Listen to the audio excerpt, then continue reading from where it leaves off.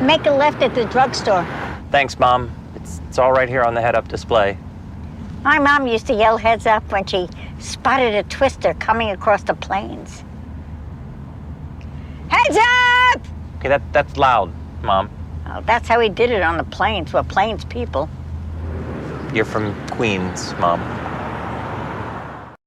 Hey, Dad, can you open the moonroof? Sure. Oh, look at that thing. You know, I used to share a bedroom with 9 siblings and 3 dogs. We used to take turns looking out of one window.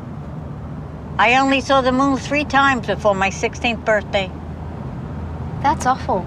It is awful, and it's also not true. You know what's awful? Your driving's awful. It's much faster if you go the other way. This leather's fancy. Yeah, it's the premium package.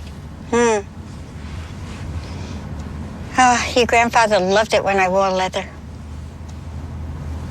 He was a very dominant man. Mom? What? Can you pick up the pace? I'm 80.